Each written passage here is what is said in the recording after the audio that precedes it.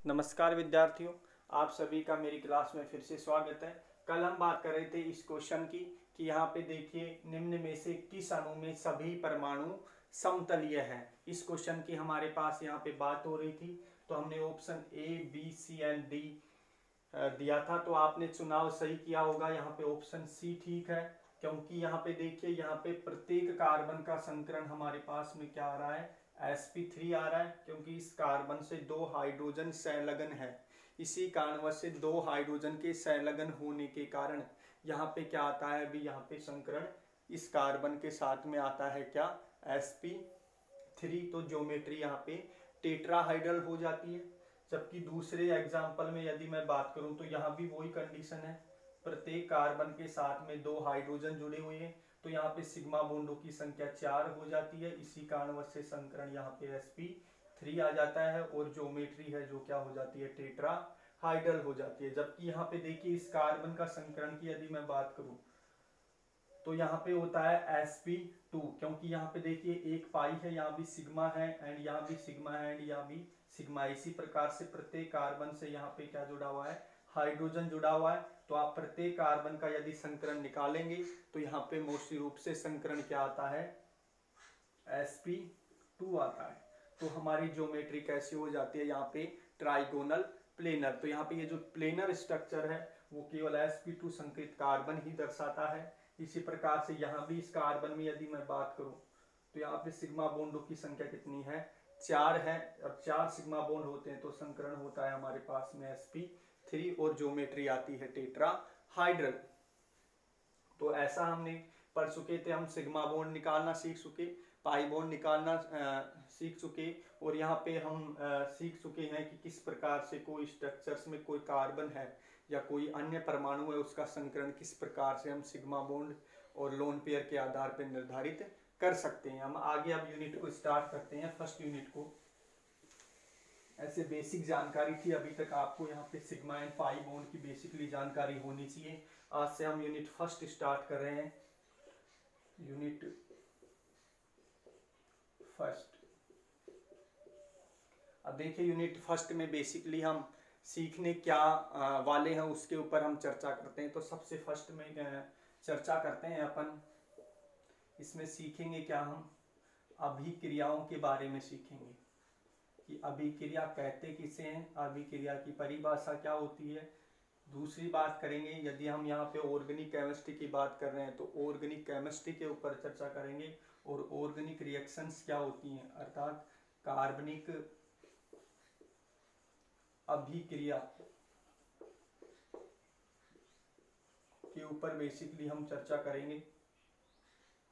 तीसरी बात, कार्बनिक जो अभिक्रियाएं हैं, जो भी कार्बनिक अभिक्रियाएं हैं इनकी क्रिया विधि क्या होती है, अभिक्रिया की क्रिया विधि,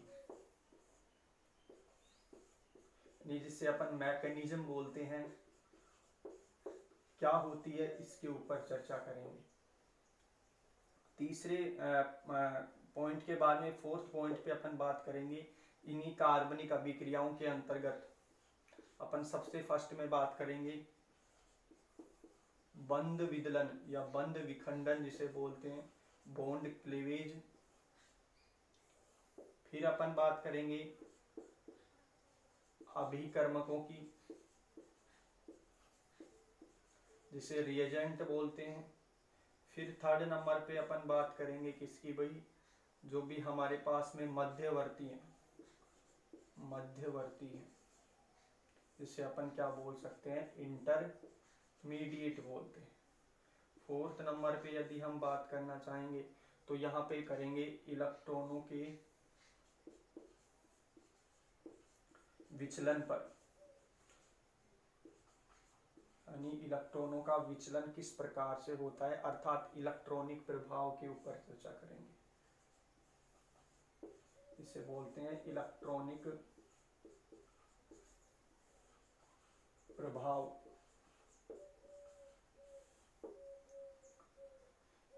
इतने पॉइंट हम देखने वाले हैं। इन सबसे पहले देखेंगे हम अभिक्रिया कहेंगे किसे, कार्बनिक अभिक्रियाएं होती क्या हैं, इन कार्बनिक अभिक्रियाओं की मैकेनिज्म क्या होती है और इन मैकेनिज्म के अंतर्गत हम बॉन्ड क्लीवेज को पढ़ेंगे, रिएजेंट को पढ़ेंगे यहाँ पे, यानी टाइप्स ऑफ रिएजेंट क्या होते हैं, इंटरमीडिएट क्या होता है और इलेक्ट्रॉनिक प्रभाव क्या होते हैं।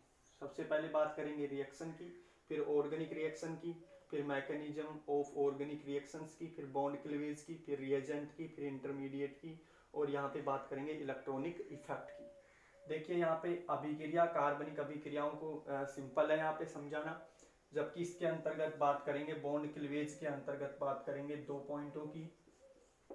यहाँ पे लिख देता हूं मैं, समांश विखंडन और सेकंड विषमांश, यानी कि यहाँ पे बात करेंगे बॉन्ड क्लीवेज कितने प्रकार का होगा, मोस्टली रूप से 2 प्रकार का, समांश विखंडन और विषमांश विखंडन। इसे अपन क्या बोल सकते हैं, होमोलाइटिक बॉन्ड क्लीवेज, एंड इसे बोलेंगे हेटेरोलाइटिक बॉन्ड क्लीवेज। उसके बाद में रिएजेंट की बात करेंगे, अभिकर्मकों की, तो यहाँ पे इलेक्ट्रॉन स्नेही और नाभिक स्नेही की बात करेंगे, अर्थात यहाँ पर मैं लिख देता हूँ इलेक्ट्रॉन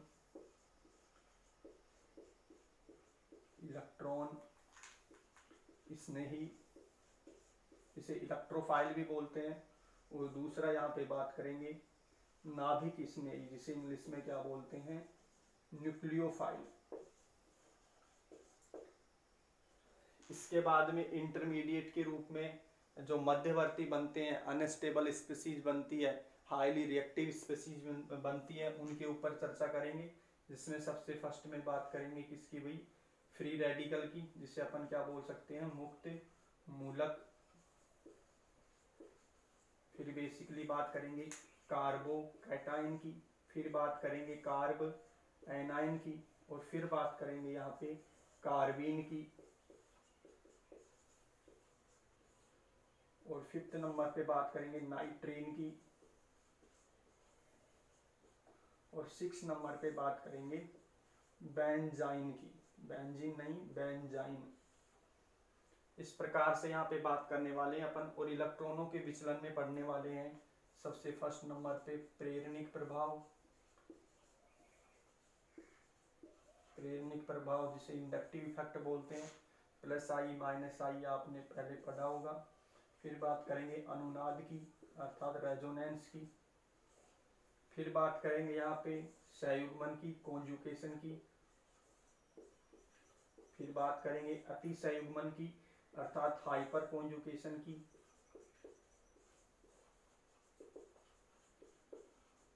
और इस प्रकार से हमारी जो संपूर्ण यूनिट है वो खत्म होगी इस प्रकार से।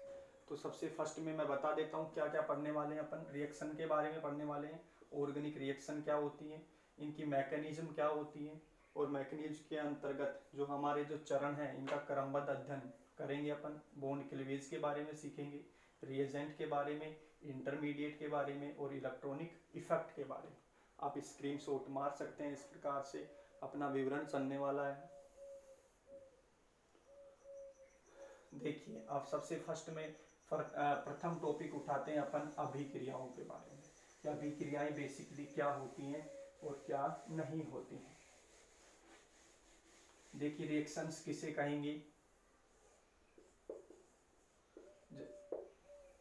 बेसिकली देखिए एलिमेंट क्या होते हैं। सबसे पहले जो भी प्रकृति में बहुत सारे एलिमेंट विद्यमान हैं वो सभी के सभी देखिए मोस्टली रूप से क्या प्राप्त करना चाहते हैं, स्थायित्व प्राप्त करना चाहते हैं। केमिस्ट्री की सबसे पहले बात यहाँ पे यही उठती है कि हर कोई क्या चाहता है, अपनी प्रकृति में स्टेबिलिटी चाहता है, इसी का कारणवश से क्या करता है वो रिएक्शन करता है। और ये फॉर्मूला हमें ये भी पता है कि जब भी अगर अपन बात करेंगे स्टेबिलिटी के ऊपर,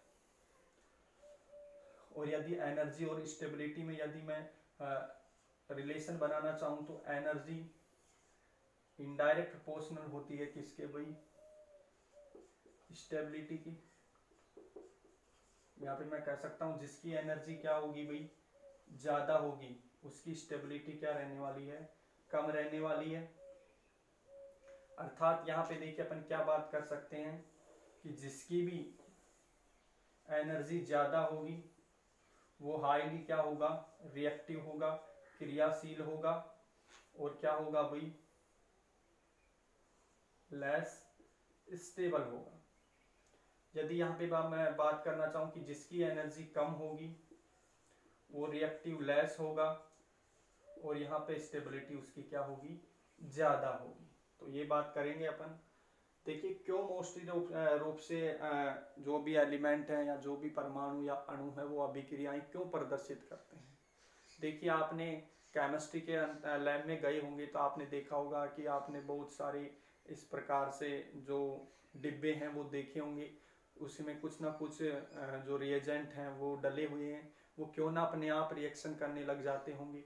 ऐसा कभी आपने सोचा होगा, क्योंकि बेसिकली कुछ होते हैं जो अपने आप भी रिएक्शन करते हैं, कुछ को अपन कंडीशन अप्लाई करनी होती है, कुछ को टेम्परेचर, कुछ को आपस में मिलाया जाता है, कुछ को प्रेशर दिया जाता है, कुछ को मिक्स करके उनका घोल तैयार किया जाता है, उसके बाद में वो कुछ प्रोडक्ट बनते हैं। क्योंकि मोस्टली रूप से यहाँ पे बात ध्यान देने योग्य यही है कि एनर्जी जिसकी ज़्यादा होगी उसकी स्टेबिलिटी क्या रहने वाली है, कम रहने वाली है। इसी कारणवश से जो भी एलिमेंट या एटम या परमाणु है वो क्या प्रदर्शित करता है, अभिक्रिया प्रदर्शित करता है। तो देखिए सबसे पहले बात करेंगे अभिक्रिया कहेंगे किसे। सिंपल सी परिभाषा है कि जब भी क्या होंगे, यदि रिएक्शन होगी तो जो भी हमने इन बॉन्ड्स को या वगैरह को जब भी हम मिलाते हैं या जो भी ट्यूब या टेस्ट ट्यूब लेते हैं उसमें दूसरा रिएजेंट एक जो भी हमारा कार्बनिक कंपाउंड है उसमें डालते हैं तो वो अपने आप प्रोडक्ट बन जाता है, लेकिन हमें उसमें कुछ दिखाई नहीं देता है कि क्या रिएक्शन हो रही है। वो बेसिकली उसके अंतर्गत जो एनालिसिस, यदि जो सूक्ष्म एनालिसिस करते हैं तो उसके दौरान हमें रिएक्शन आंखों से दिखाई नहीं देती कि कौन सा बॉन्ड टूट रहा है और कौन सा बन रहा है। तो मोस्टली रूप से रिएक्शंस के अंतर्गत इनको यहाँ पे मैं रिप्रेजेंट करता हूँ किस प्रकार से। सपोज करिए कोई हमारे पास में रिएक्शंस के दौरान जो रिएक्टेंट है वो कन्वर्ट होता है किसमें, प्रोडक्ट में। देखिए बेसिकली रिएक्शन कहेंगे किसे, इसके अंतर्गत क्या होगा, सपोज करिए हमारे यहाँ पे क्रियाकारक जो ए एंड बी है तो ये इस प्रकार से जुड़े हैं बॉन्ड के माध्यम से। यदि यहाँ पे सी एंड डी इस प्रकार से, तो यदि इनको मैं तोड़ दूं यहाँ से और मैं बनाना चाहूँ क्या, A and C and B and D, ये हमारा क्या हो गया, प्रोडक्ट हो गया इस प्रकार से। तो देखिए यहाँ पे क्या हो रहे हैं, जो हमारे पुराने बॉन्ड थे ये टूट रहे हैं क्या, यानी कि मैं कह सकता हूँ यहाँ पे ओल्ड बॉन्ड ब्रेक हो रहे हैं, जबकि ये है जो हमारे पास में न्यू बॉन्ड का फॉर्मेशन हो रहा है क्या, यहाँ पे नए बंध निर्मित हो रहे हैं यहाँ पे। तो यहाँ पे मैं लिख देता हूँ न्यू बॉन्ड,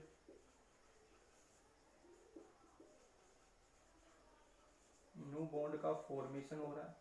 बस इसी कॉन्सेप्ट को यहाँ पे रिएक्शंस के ऊपर अप्लाई करना है कि पुराने बॉन्ड टूटते हैं और नए बॉन्ड का क्या होता है, फॉर्मेशन होता है। कि अभिक्रियाओं के दौरान क्या होता है भाई, पुराने बंध का विखंडन होता है और नए बॉन्ड का क्या होता है, फॉर्मेशन होता है। यही प्रोसेस क्या कहलाता है, अभिक्रिया कहलाता है। उसी रूप से आशा करता हूँ ये आप सभी को समझ में आया होगा कि अभिक्रिया कहते किसे हैं। कल हम बेसिकली चर्चा करने वाले हैं किसके ऊपर, वही ऑर्गेनिक रिएक्शंस के ऊपर, कि बेसिकली ऑर्गेनिक रिएक्शन अपन कहेंगे किसे। धन्यवाद।